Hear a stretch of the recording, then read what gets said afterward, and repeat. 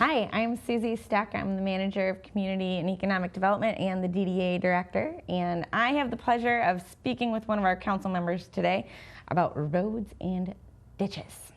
So, why don't you introduce yourself, please? I can do that. For those who don't know me, I'm Bruce Canner.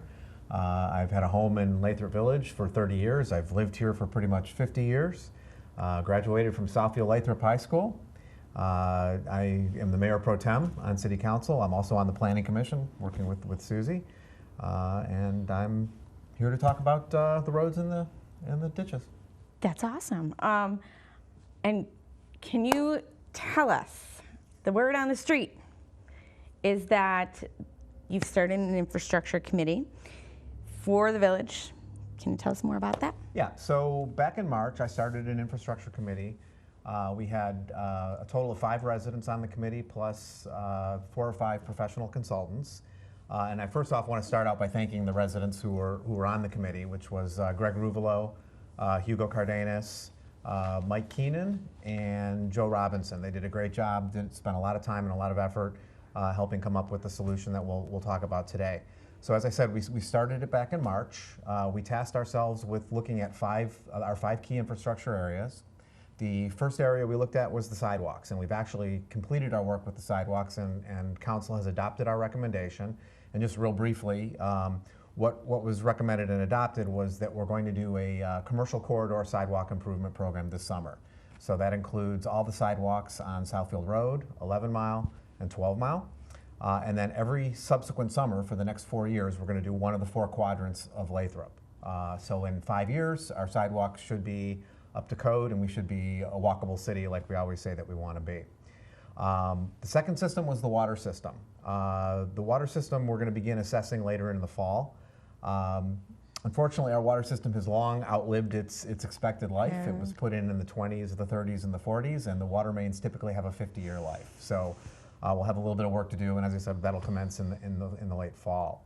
The third system is the sewer system. The sewer system is actually in good shape, so that's a good thing. We don't have a whole lot of work to do there. And then that leads us to the storm drains and the roads, which is what we're here to talk about today. Yes. So in the upcoming election on November 5th, there's going to be a ballot initiative to fix the roads. You want to tell us about that? Yeah, so why do we need it? So on November 5th, as you said, we're going to put it to the residents to vote for a road and ditch improvement program. And so the big question is, and it's actually not even a big question, if you live here, you know why we need this. Our roads are bad, they're awful, they're cracked, they're filled with potholes, they're unsightly, they lower our property values. We get regular reports of car damage from the roads. It's a safety issue both for cars and pedestrians, and I'm kind of the poster child. We all know that, or many people know that I launched off my bike from our roads and broke my clavicle, so I'm down for the summer. Well, I'm glad to see, though, that you're on the mend and no longer fighting the roads. Yeah, so it is a safety issue. On top of that, the last full-scale comprehensive road program in Lathrup Village was 1969. Holy so that's cow. 50 years ago. The roads typically have a 20-year life, so we're outlived them by about 2.5 years, or 2.5 times. And then the biggest reason with respect to the roads that we have to tackle the roads is because the rate of degradation or the rate of decay of our roads is actually dramatically accelerating. So our roads are getting worse, and they're getting worse faster. And that's because as a city, we can only afford to repair 0.4 miles of road per year. So less than half a mile of road. Wow. And if you do the math, we've got 21 miles of residential road. So you divide that by 0.4, and it'll take 53 years for us to address all the roads. Holy cat. Yeah, so that's the roads. The ditches, again, if you live here, you know, we get a moderate rain, the ditches fill up. They can take, a couple days to a couple weeks to actually drain. The water backs up. We have standing water that attracts animals and insects and rodents and so forth. The water backs up over, outside of the ditch onto people's lawns, across their sidewalks, across their driveway approaches, so the concrete doesn't last. The sidewalks aren't walkable. People's lawns are ruined. And really the biggest issue here that a lot of people don't realize is the ditches are actually designed to carry the water away from the roads. So they're actually on a slant, and they go from one end of the street to the other and eventually to a storm drain. And you don't want that water sitting in the ditch, because if it does sit there, what happens is it seeps underneath the road and it degrades the road from within. And so that's why we get, why our roads don't typically last the full life of expectancy. And then also, it's a long explanation, I'm not going to get into it, but it can indirectly lead to sewer backups. So, that's the issue. That's the issues with the roads and the ditches.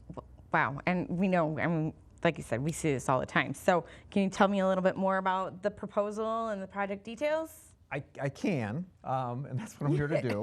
But before we go there, I think one of the things that's important to understand is how we got here. Okay, and fair we should enough. probably talk about that first. Fair enough. So how did our roads and ditches get to be such terrible conditions? Okay, so why haven't we maintained our roads like we used to do 25, 30 years ago? And the answer to that is really simple, and it's one word: it's money. Always, it's always money. We don't have the money to do that kind of maintenance.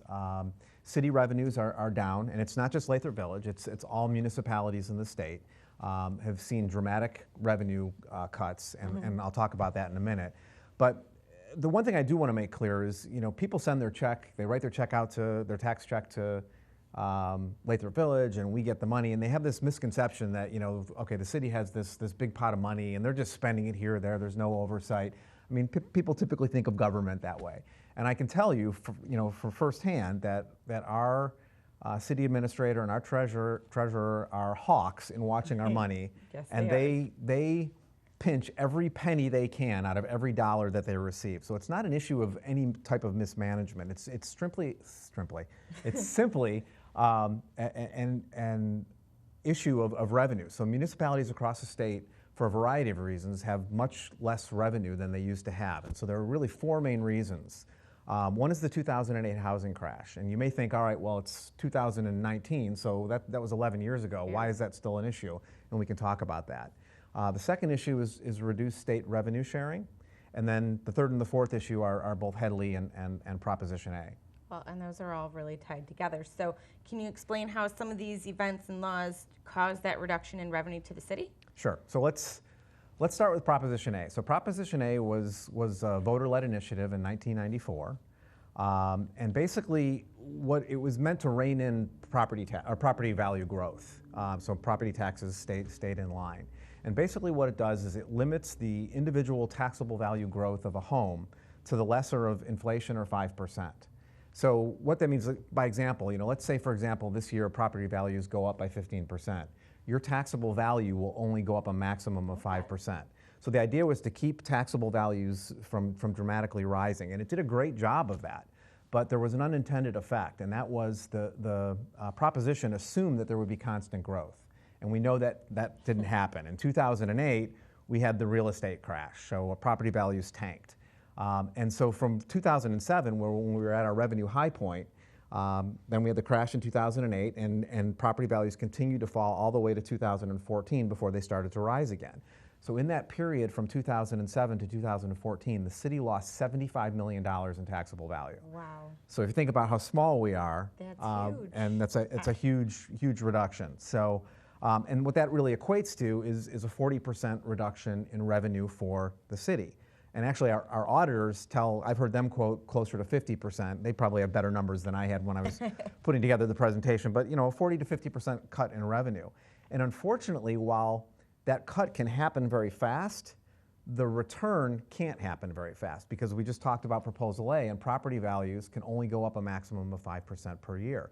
So if we made an incredibly unrealistic assumption that property values are going to go up 5+% every year from here on out, it will still take to 2027 before we get back to our 2007 revenue levels.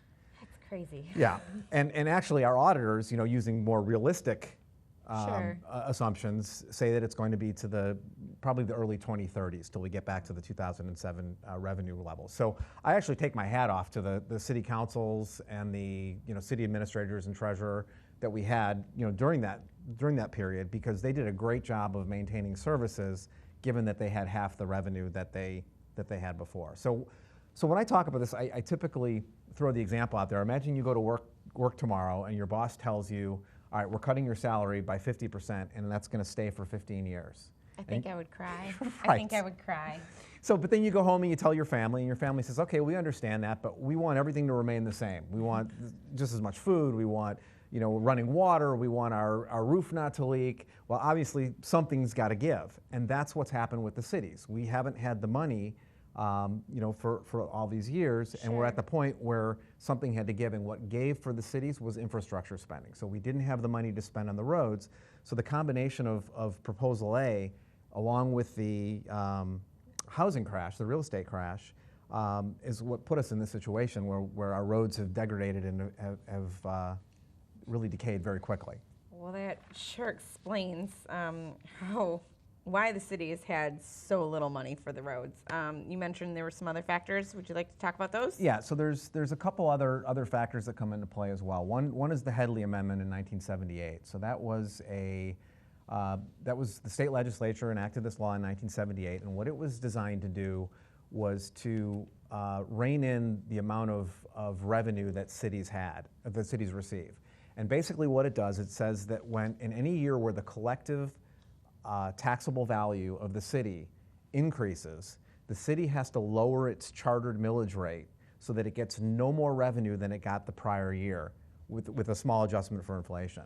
So as an example, and this is an oversimplified example, but it's very illustrative of what I just said. So let's say, for example, the overall taxable value across all properties in Lathrup Village was $1 million. And the millage rate was only $1 mil. Wouldn't that be nice? Yes. But that $1 mil will actually generate $1,000 of revenue for the city to spend. Okay, but let's say in year 2 here, the taxable value of all the homes and properties in Lathrup rises and goes to 1.1 million. So what the Headlee Amendment does is it says that we have to lower our chartered millage rate, lower it down so residents are paying less, so that we only get that same $1,000. So your millage rate is always going to fall over time. So what you can't do, unfortunately, is like when we had the housing crash and property values tanked, you don't get to raise your millage rate back up. So the millage rate is always going to fall over time. And so what happened in Lathrup is our chartered millage rate is 20 mils. Okay. And over time it kept falling and falling and falling, and by the time we got to 2010, our millage rate was 25% lower. It was 16 mils. Wow. And so in 2010, what the residents did is they passed via vote what's called a Headlee override, and they said, which basically says, it tells the city, all right, we know we're supposed to be at 20, we're at 16 right now, you can go ahead and put it back at 20. Okay. So in 2010, we put it back to 20, and property values still continued to fall until 2014, and then in 2014, they started to rise back up again. So the millage rate started to fall again, and they've been rising, and so the millage rate keeps falling. So right now, we're actually at 18.5 mils, so relative to our chartered maximum of 20. So for a city to make more money or to have more revenue, the only way they can do that is to build more buildings, more homes, more businesses. But if you're like Lathrup, you have no land and you're built out. I mean, you know that, you're the economic developer. Just a little bit. Yeah, so there's no way of getting more revenue.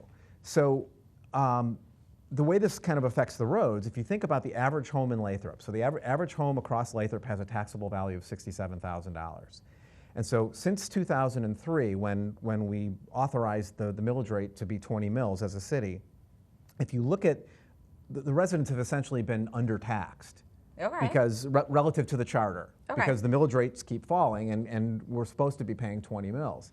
So if you look at that and add up that difference, essentially since 2003, the average homeowner has saved or been undertaxed by about $3,000.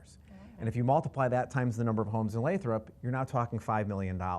That's a quarter of the cost of this whole project that we're proposing. So again, the Headlee Amendment has had a big effect on the city's ability to garner money to put on the roads. Wow. That's... Yeah. And then there's one more. Oh, there's more. One more. There's more. So the other and last factor that causes the revenue to go, overall revenue of the municipalities to go down is state shared revenue. So what the state of Michigan has done is they've essentially balanced their budget on the backs of the municipalities by not providing them the full shared revenue that they're supposed to via the state constitution. Lucky yes. Yeah.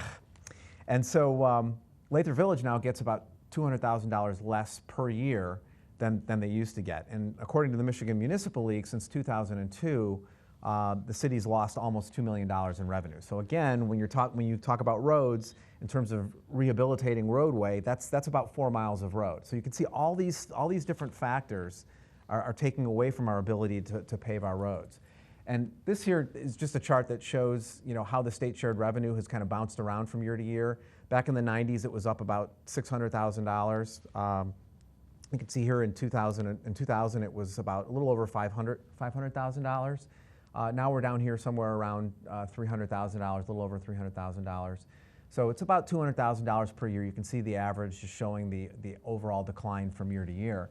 And what's really interesting is this particular slide here shows the growth in municipal revenue from state sources over a 10-year period. So this is showing for all the states, how much money are the states giving their cities? And you can see from all the different states here, you've got big increases, and probably averaging about 50% across the states. But then you see these ones in red out here. There's 4 states that actually have been given less money to their cities over that 10-year period. And Michigan is this one all the way out here on the right. We've actually given 60% less money over that 10-year period to the individual municipalities. So, God, that makes me sad. Yeah, so you can see Lathrup doesn't have the income that it had 30 years ago or even 10 years ago. So there's no magic bag of money that's going to get us out of this situation. There's no federal grants for local roads or state grants.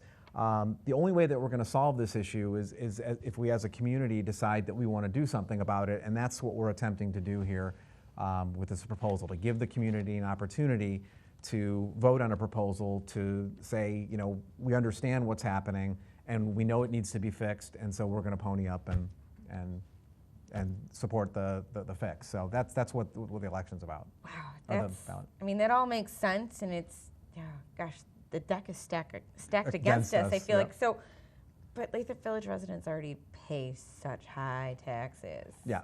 So. Yep, so we do. I'm a Lathrup Village resident. All the rest of the city council are Lathrup Village residents. We know. We write the same checks that the residents write out, and we do pay a lot in taxes. And what's interesting, or I should say what the misconception is about the taxes that we pay is people sit down twice a year and they write out a check to the city of Lathrup Village. But what they don't realize is that for general operating purposes, the city gets very little of that money that they write the check out for.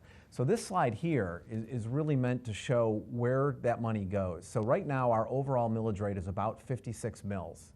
And you can see when you write that check out to Lathrup, about 50% of that money goes right to Lansing to support the schools. Okay. So half that money is gone. 8% goes to the county, 3% goes to Oakland Community College, 2% goes to the region, so that's the Detroit Zoo, the DIA, and the Smart Bus system. Okay.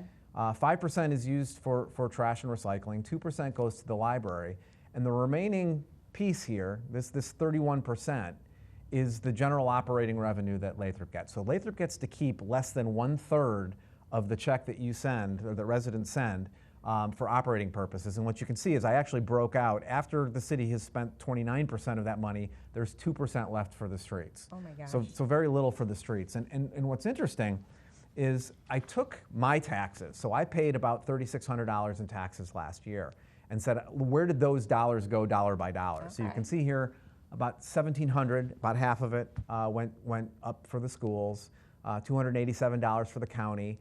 Only $1,000 of the 36, or actually $1,100 if you add the 85 for the streets. About $1,100 of the $3,600 that I spent were used by the city of Lathrup for general operating. So very little. That's laughable. And well, what's laughable is the $85 here that was spent on the streets. So that is, in a nutshell, is the explanation of why we can only do 0.4 miles of road a year, because we're not getting the money. I mean, the $85 barely covers the ability to seal one crack. I was gonna say stripe a spot, but same difference, really. Exactly. And so you can see that only about 1/3 of what you send to Lathrup stays here for general operating purposes. So then that begs the question, so once Lathrup gets that third, what do they do with it?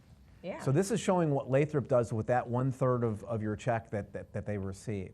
And so right off the bat, again, you'll see there's a 50% chunk that's taken out, and that's for public safety, for police and fire. Okay. And that's fairly typical. That percentage is pretty Sure. consistent with other communities. So that leaves 50%, the other 50% of the 1/3, so for general operating. So essentially what that means is about 1/6, or about 16% of the check that you send to Lathrup is actually used for general operating, which includes the roads. Wow.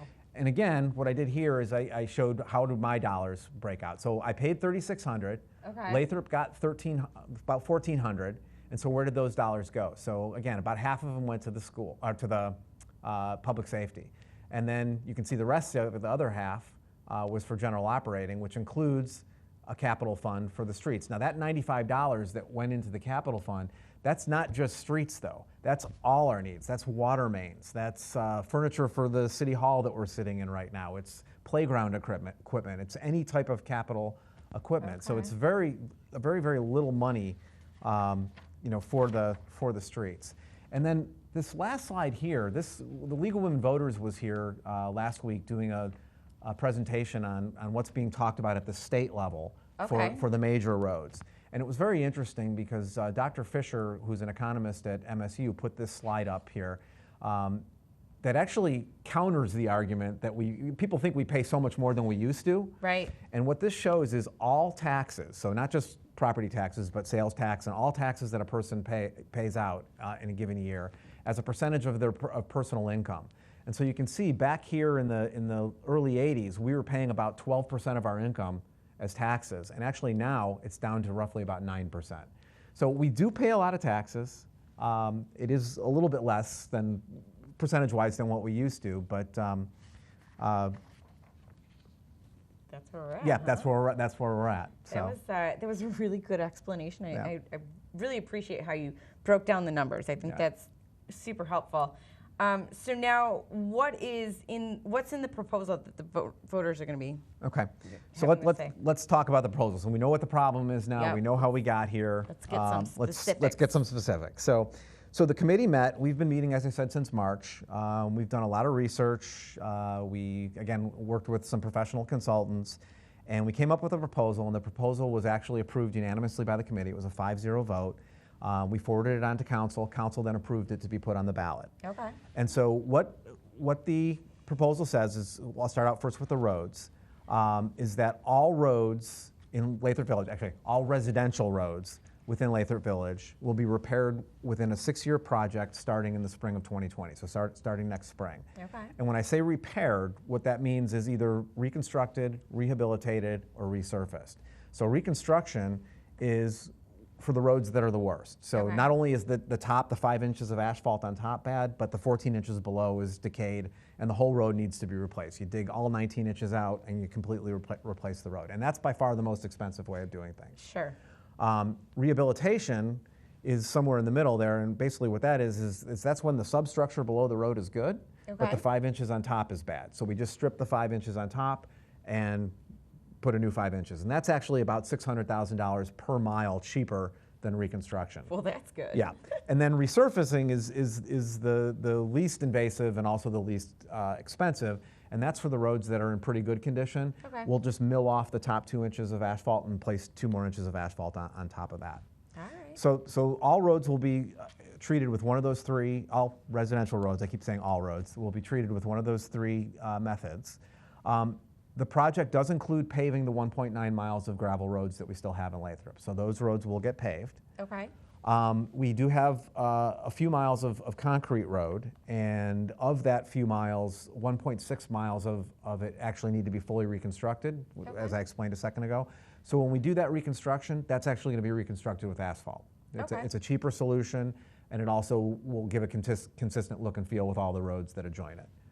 And then as part of the recommendation, we talked about coordinating water main replacements with road replacements, so the city engineer will do that. Excellent. Because you don't want to put down brand new road and then the next summer break up the right 2 feet of it so you can put a new water main in and then repave. It's just do it all at once and do it right. Exactly. And then we also recommended, and it was in the recommendation the council approved, was a crack sealing program to start 3 years after the project starts. So basically what we'll do is on an annual basis, we'll go through and we'll seal all the cracks, Okay. and that'll keep water from getting underneath and doing the whole freeze-thaw cycle Sure. and ruining the roads. So if we do that, we should get the full 20-year life out of the roads. So that's the road piece. Okay. The storm ditches, what we'll do there is all storm ditches will be reconditioned and graded so that they flow properly. So again, they're designed to flow from one end of the street to the other. Some are obstructed by debris or by tree roots, or people have filled them in, or sediment has filled them in and leveled it so it doesn't flow anymore. People have broken driveway culverts. So we will regrade so that they flow properly. Okay. We'll replace any non-functional driveway culvert. So the culvert is the tube that goes below the driveway that allows the water to flow from one side of the ditch to the other. Okay. And so the ones that aren't functioning because they're too high, they're damaged, they're too low, they've heaved due to the freeze-thaw cycle, those non-functional culverts will get replaced. And then some residents have extended culverts. They've extended their culvert past the driveway. Those extensions will get cleaned out. And so by doing this, one of the questions I get a lot is why are we doing this now when we're doing the roads? Isn't that a lot of stuff to do at once? By doing them together, we're saving the residents a massive amount of money, because when we do the road project, a lot of people's driveway approaches will have to be, part of it will have to be broken out so that it can be re-leveled to the new height of the street. So they'll pour new asphalt or new concrete to level it out. But you also have to do that when you replace driveway culverts, and that's the most expensive part of a ditch replacement program. So the driveway's already broken out, so you might as well do this process once instead of twice. So it's kind of like doing the sewers at the same time as the road and do the culverts and get it all done together. Exactly. Get it all done together. Perfect. Because it's cheaper. And the same is true with the landscaping. Why do landscape repair twice when you can do it once and save money? So that should save a lot of money for the residents, as opposed to us doing a separate ditch program later. Sure. And then going forward, so that we don't get in this problem again of having a non-functional storm ditch system, we've recommended more aggressive code enforcement with respect to the ditches. So a lot of people don't know, but the ditches are the residents' responsibility, kind of similar to the sidewalks. Oh, okay. So they're, sorry. No, go ahead. So, go ahead. so they're responsible for making sure that they're cleared and that they're flowing and angled properly. And most people don't pay attention to it because it's a slow, gradual change. And so if we have more aggressive code enforcement, we can make sure that this doesn't happen again. Okay. All right, Bruce, that's a lot of work that's in that proposal, and I know the burning question on my mind, and I'm sure it's the burning question for everyone else. What is the price tag? Okay, so what's it going to cost? So again, I want to repeat a few things that I said before I get to the actual number, make the suspense even more. Oh, suspense. Again, this is kind of my catchphrase, is the fact that there's no magic bag of money.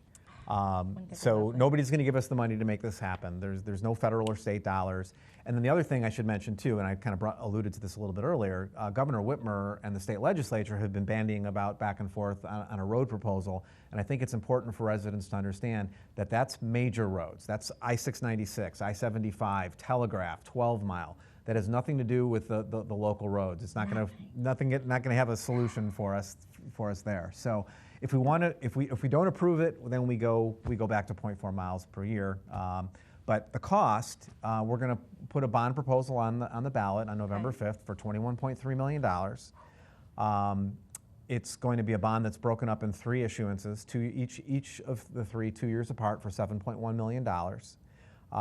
And then the millage rate that will be associated with repaying back that bond will be 4.48 mils in year 1, with an average of 8.3 mils over the life of the bonds. And so to the average homeowner, and when we levy this millage rate, it's important because there's a lot of confusion out there, but the millage rate is levied against your taxable value, not your home's actual value. Okay. So my home's actual value is around $200,000, but thanks to Proposal A, my taxable value is $67,000. So I'm actually right at the average. All right. So again, the average home is $67,000 in taxable value in Lathrup.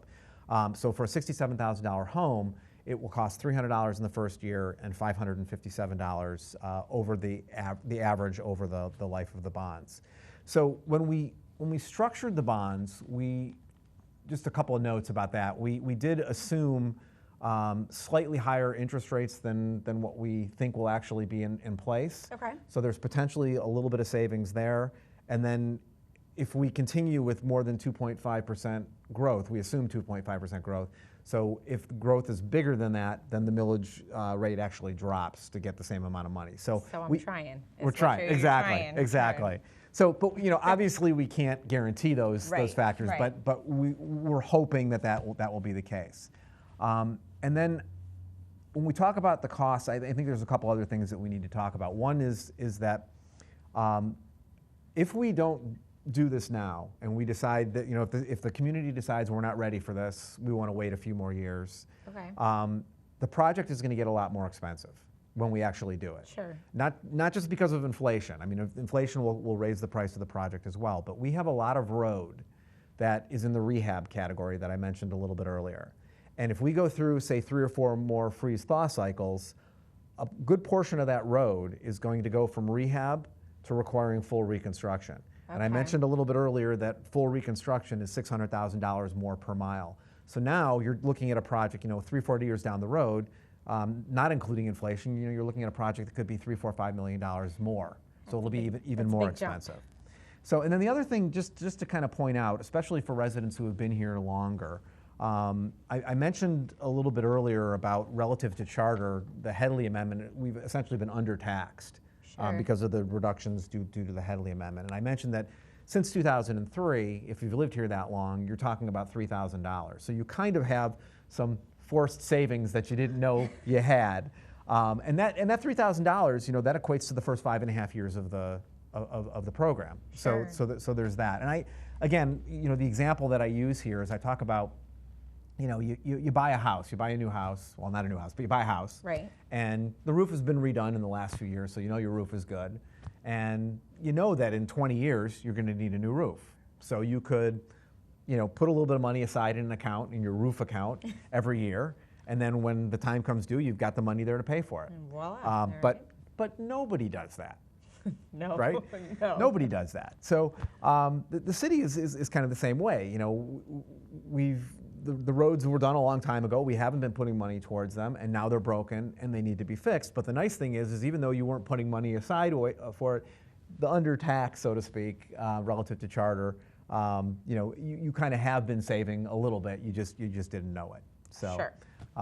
So it's expensive. Again, I'm a resident too, and I look at that number and think, wow, that's a steep number. But I also look at the roads and what they're like, and so you got to weigh all the factors. Sure. So, but what about our residents that are on a low or fixed income? I mean, that's a big number for them. Yeah. So, are there resources out there in case they're having trouble paying this increase? Yeah. So let's talk about it being a big number. First of all, for half of our residents, a little more than half of our residents actually have an escrow account to pay their taxes. Okay. So for those people, that smooths it out. So the $300 that they would pay in the first year would be smoothed out over 12 monthly payments. So I can't do the math. What is it, $15 a month or something like that? I don't know. Sounds good to me. Yeah, don't hold me to the math. I can't think while I'm talking. But we do realize, the committee did realize, that there are lower income residents in Lathrup who are going to have a little bit of a problem with this. And so there are resources available for those residents. So by state law, the Lathrup Village Board of Review has to consider exemptions for lower income residents, relative to their property taxes relative to their income. So there is a program and an application. It's needs-based, and the Board of Review can award a full or partial exemption to your property taxes. Now, if you don't qualify, if a resident doesn't qualify for that, then they can apply for the Michigan Homestead Property Tax Credit. And that's from the state, and it's for residents who have high property taxes in relation to their income. Okay. And then for disabled veterans, there's also some programs available. So if you think you may qualify for one of those programs, there's information on our website. You can also talk to Pam Baracci, our city treasurer, and she can get you information on those programs as well. That's fantastic. So speaking of information, where can our residents find some more information about this? Okay, there's lots of information available for residents. First, you can contact me. So my email is bkantor, so BKANTOR @lathrupvillage.org. I'm happy to answer questions. You can catch me at any of the city events, and I'll be more than happy to talk about it as I have been doing for the last few months. But on the city website, we have a frequently asked questions document that has 30 questions with very detailed answers, a lot of the stuff we've talked about today and more. So that's available. There's a map. This doesn't really show very well, but there's a map that will answer the question, when will my road be done? So this will make it an important one. Yeah, this will make it really real for residents, so they can see the actual project plan. Now, this one that I have here is out of date, but you can look and you can find your street, and you can say, okay, well, San Jose, maybe this isn't San Jose, I can't see it, but San Jose over here somewhere in red. So then you come down to the legend here, and it shows that it's going to start, and it's going to be done in 2021. Again, the project is actually going to start in 2020, so this is a little outdated. The website will have an updated copy, but. And then there'll also be a second map that'll show how your road is going to be done. So will it be rehabbed, will it be reconstructed, or will it be resurfaced? The committee recommendation, the verbiage behind that is out there, the engineer's estimate, the description of the project. I created a cost calculator that you can look at, so you can go to the website and you can put in your actual taxable value, and it'll show you your actual first-year cost. It'll show you your average cost over the term of the bond. And then it's kind of cool, it'll show you your existing tax liability. And if you remember those pie charts that I put up where I showed where my dollars go, it'll show your dollars and specifically where they go. So you'll be able to see that. The ballot resolution is out there. We've had one town hall already. We're going to have 4 more where you can come live and ask questions and hear this presentation. Have those dates been set yet? Or? Yep. I'll list them off here. So Saturday, August 24th at 9 a.m. Oh, early. Yeah, early. Tuesday, September 24th at 7 p.m. Sunday, October 27th at 3 p.m. And Wednesday, October 30th at 7 p.m. We're also going to be doing a door-to-door campaign. We're going to try to get to every house twice, once with information, once to chat. Okay. We're going to do mailings. And then the other thing I should mention as well is we're working on this now. It's not out on the website yet, but we just started work on it today. There's something called story pages, which is an interactive way of looking at all of this information. Okay. So you'll be able to click on your house. I don't know if it's going to be a list or your house on the map, and it'll automatically populate your taxable value, show you the costs, and so forth. So there'll be a lot of stuff there. Fantastic. This has all been extremely helpful. Do you have any final thoughts that you want to share? Yeah, repeat my tagline, the fact that there's no magic bag of money. So again, this is really a referendum on kind of what kind of community do we want to be. Sure. We've got crumbling infrastructure. Do we want to just let it be the way that it is? Or do we kind of want to try to improve it and improve our streets and improve our storm drains so that we don't have standing water and lawns that can't grow and decaying our roads, and have the kinds of sidewalks and roads that you can walk on, be safe on, as opposed to us only being able to do 0.4 miles of road a year. And we talked about what that'll do. And then also, again, the longer we wait, the more expensive and that first town hall again is on August 26th? August 24th. Saturday, August 24th at 9 a.m. We tried to have a couple on different weekend days and a couple on different weekdays at different times, so the most number of people can get there. Fantastic. Yeah. Awesome. Thanks so much, Bruce. This is really informative. Thank you.